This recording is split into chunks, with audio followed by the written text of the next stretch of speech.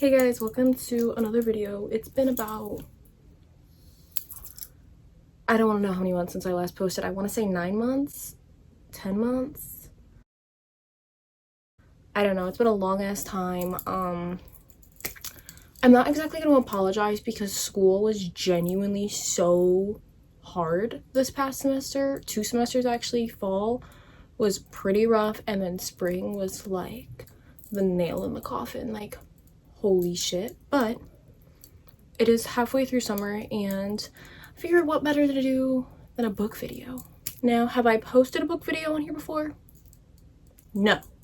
But I read 8 books in the month of June, and I was like, you know what, let's do a little reading wrap up, a little catch up. And I think I'm also going to pick what I would like to read in the month of July. I've already read 2 books this month, and I'm on my 3rd book, but we can pick the rest of the month together just to hold me accountable, I suppose, so that I'll come back in August and do this again. So yeah, without further ado, let's get into the 8 beautiful 7 out of 8 beautiful books I read in the month of June. Watching Disney Channel. Okay, so this is a little overview of my stack. I'm not trying to spoil it, but I feel like the top one you literally already saw, but it's okay because that's the first one I read. So the first book I read in the month of June was a reread, but still included, and that is The Deal by Elle Kennedy, because Off Campus is out. What better way to go into the show than rereading one of the best romance books that I read in high school and am now rereading in college and watching a show that also takes place in college. And I'm just like, it's all just connecting.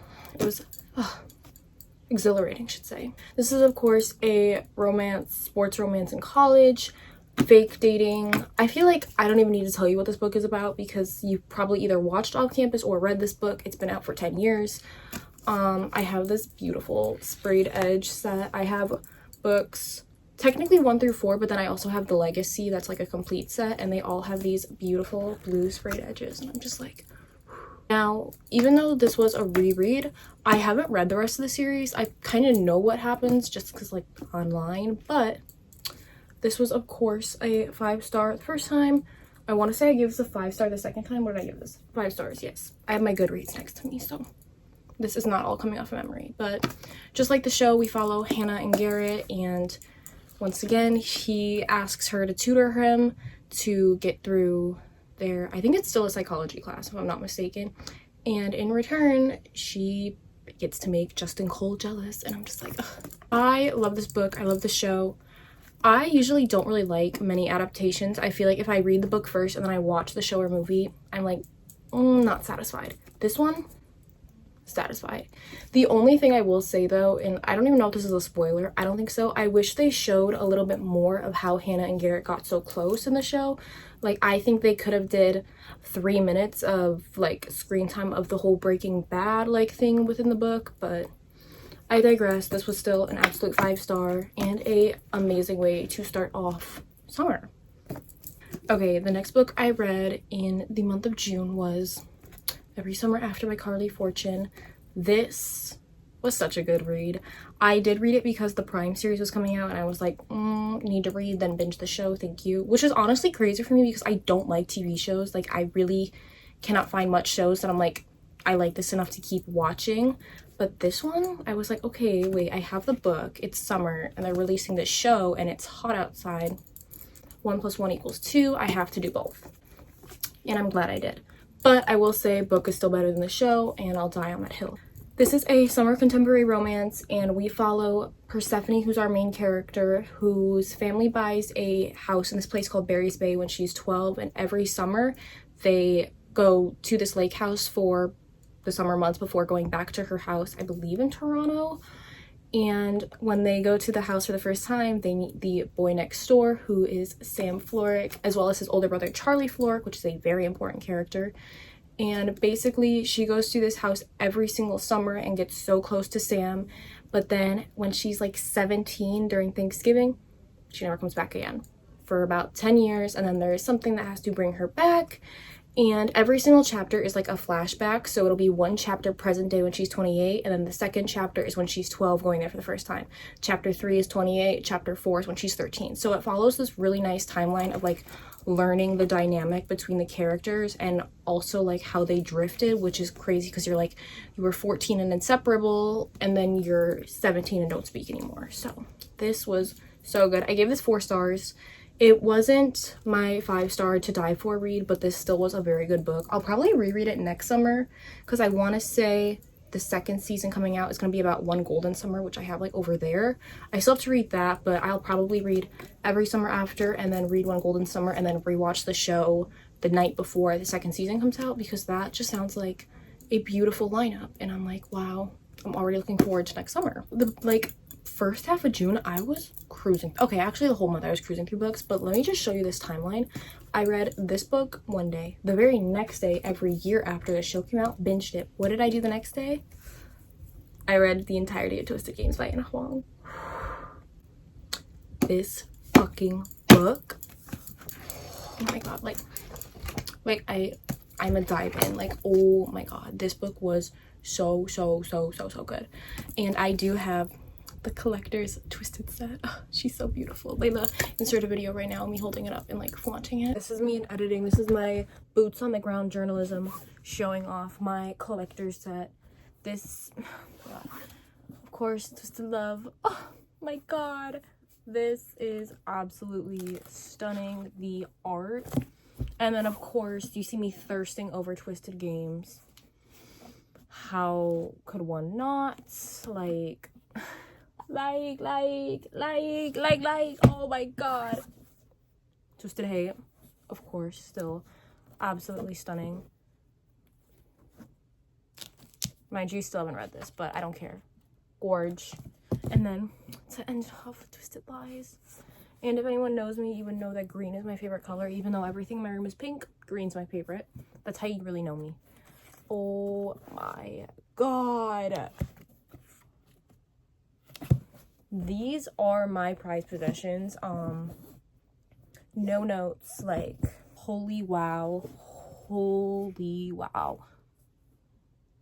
Yes. Welcome back.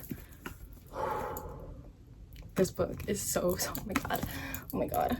I'm almost upset that I'll never be able to read it for the first time again. So, I feel like this goes without saying, this is Bodyguard X Princess, and the way I'm in like heat talking about this book is absolutely insane, but this is spicy, of course. Like, don't read it if you don't like spice. You're gonna be real upset perhaps. But we follow Bridget, who is a princess of a really small like country in Europe. I could not think of the word country right then and there. We're gonna ignore that. And she is actually going to school in New York, and she has a bodyguard because of course she's royalty and like still needs to be protected.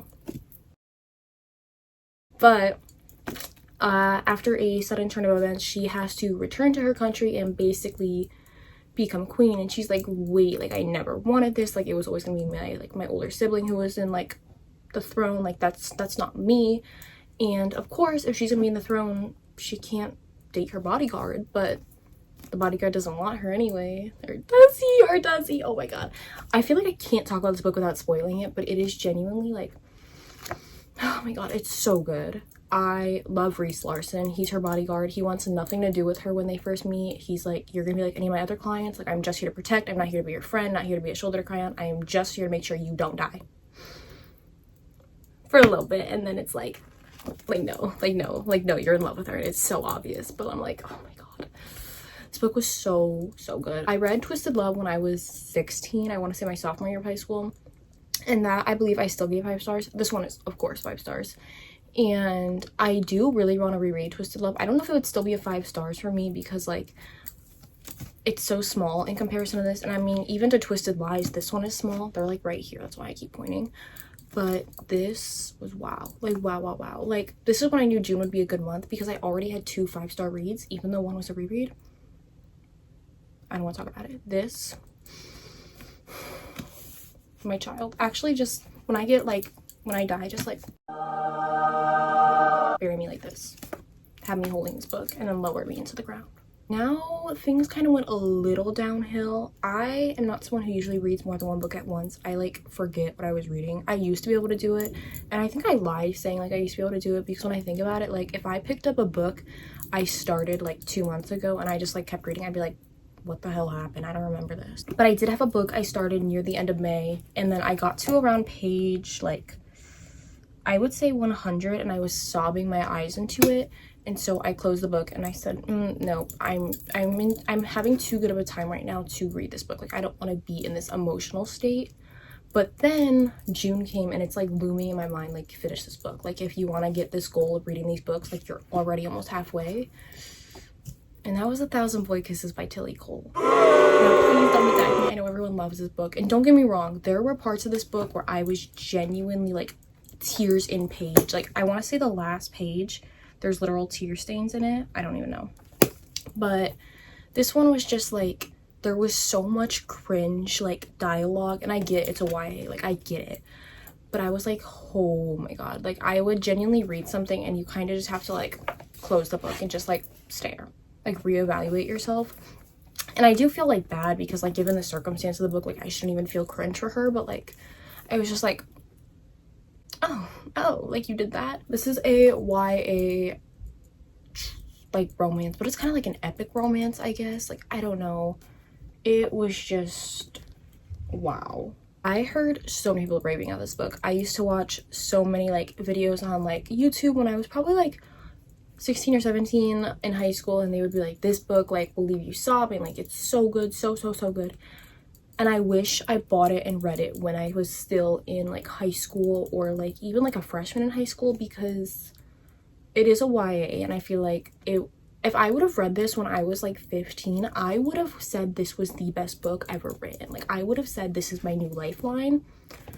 But I don't know. I just like, I was kind of reading and I was like, like it's sad, but it's not really for me, I suppose. I gave it 3 stars, which still, like, if someone was like, oh, I want to read a sad love story, I think I would give this to them, but I would give them it with the preface of like, you're gonna cringe, but there are some like insane quotes in here that I like immediately like underlined, immediately took a picture of. Let me see if I can find one actually. Okay, here's one. It says, I wish that people realized how this felt every day. Why does it take a life ending to learn how to cherish each day? Why must we wait until we run out of time to start accomplish all that we dreamed when once we had all the time in the world? Why don't we look at the person we love most like it's the last time we will ever see them? Because if we did, life would be so vibrant, life would be so truly and completely lived. They ask you how you are, you just have to say that you're... Ooh, that one got me good. And I think I was just triggered by a little bit of some of the stuff that happened in this book personally, so I was kind of just like, oh. But nonetheless, it was still a cute story. Like, it was good. We follow Poppy and Rune, Rune moves here from Norway. He moves to Georgia, and the girl next door they're both 5. She leaves out her window, marches right up to him when he's moving in, and she's like, we're gonna be best friends. And he's like, okay. And guess what? They are best friends. And then something happens when they're 15, and Rune has to move back to Norway for his father's job, and out of nowhere, like 2 months into him being gone, Poppy cuts all contact with him and he goes off the rails. He starts smoking, he's very disrespectful, like he's not the person he was at all. And then 2 years later, he comes back and he sees Poppy again, and she literally describes him as like a whole other person. She's like, I don't recognize this man, like he's so different. And then he finds out why she cut him off, and holy waterworks, like, wow. I don't even know if what I'm saying is spoilers. I don't think so. This book has been out for so long, I feel like it's not a spoiler. But yeah, 3 stars. It was good, but I feel like if I didn't like give myself the break between the first 100 pages and the ending, I would have fell into a awful slump. I knew the second that I closed this cover, I had to pick up a book that was fast-paced, something that will be light, not heavy, because holy. So what did I do? I picked up An Old Reliable for Me. This is one of my favorite books of all time. Now, it's a 4 stars. 4 stars, let me just say this. Night Shift by Annie Crown, 4 freaking stars. I love this book. I read it about 4 times. I actually put this in Twisted Games in my casket. And throw the Song of Achilles in there too. Triple threat. Put them in there. But in this book, it is a college sports romance. Well, okay, I'll say this very lightly. It's like lightly sports. Like, I don't know. I feel like sports are only mentioned a couple times, and it's more so like, instead of saying his friends, we're calling them teammates, you know, like, whatever. But if you read it, you'll understand. Basically, Kendall is a bookworm. She works the night shift on a Friday night at the library when everyone else in college is partying, and one of her night shifts, while she's sitting at the circulation desk reading smut, thank you, in walks Vincent Knight, the basketball captain of their college, looking for a British poetry book for his class. And basically one thing leads to another. She's kind of like, I'll just show you the section they're in. And then he kind of calls her out. He's like, so do you usually like spend your nights reading porn? And I'm like, oh, every single time. I'm like, basically what happens is it's a lot of miscommunication in this book, and literally one of her points is she's always like, I hate the miscommunication trope, because she reads and like talking with her roommates, and it's just like, it's just a fun little story. I don't know, I don't like know how to describe too much of it without giving away the plot, but she's good. Pick her up if you want a light, easy, steamy read. This one is steamy. I make no apologies. 4 stars. The next book I read was You Deserve Each Other by Sarah Hogle. This book was good, okay? Many people gave it 5 stars. For me personally, I had a little bit of trouble getting into the first like 100 pages. I was kind of just like, but then after that I was hooked. So do with that what you will. This is lovers to enemies to lovers. Basically, Naomi and Nathan,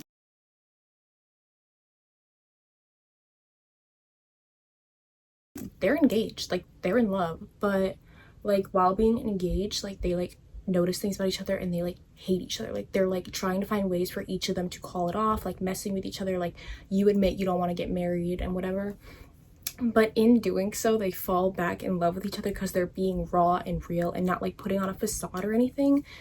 And it was okay, it was really cute. Like I gave it 4 stars. Like don't get me wrong, it was still good. I gave it 4 stars. I didn't give it 5, which I give a lot of books 5 stars, so I don't know, but it was cute. It was good. I think I would reread it again knowing what happens. I think the first 100 pages would be easier to get through, but oh my god, when you read this book, Nathan's mom, talk about one of the most insufferable characters I've ever read. I genuinely, like, I wanted to jump through the book and strangle her. Like, she made me so mad every single page.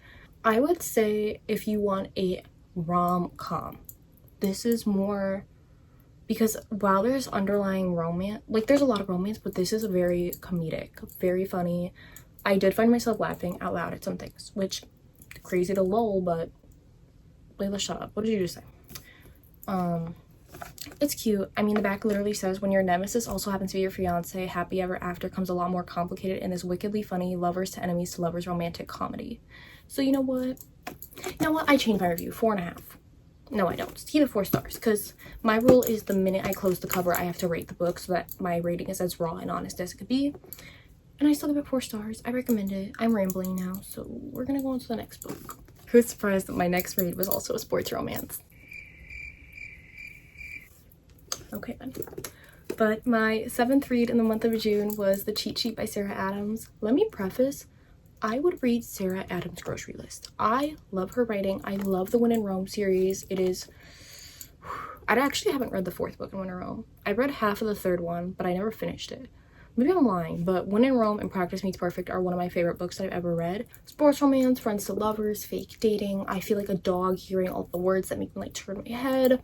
I was sad. This book follows Brie, who is a ex-ballet dancer, but she teaches dance now. She can't dance anymore due to something that happened to her, and her, I guess, like friend from high school who he's now in the NFL.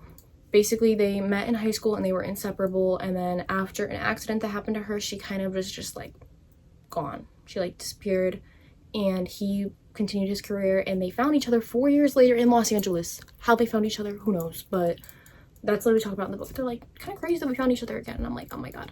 But after they meet again, they do become friends, and she is in love with him. She is so in love with him. She's been in love with him the entire time, but it is the cliche.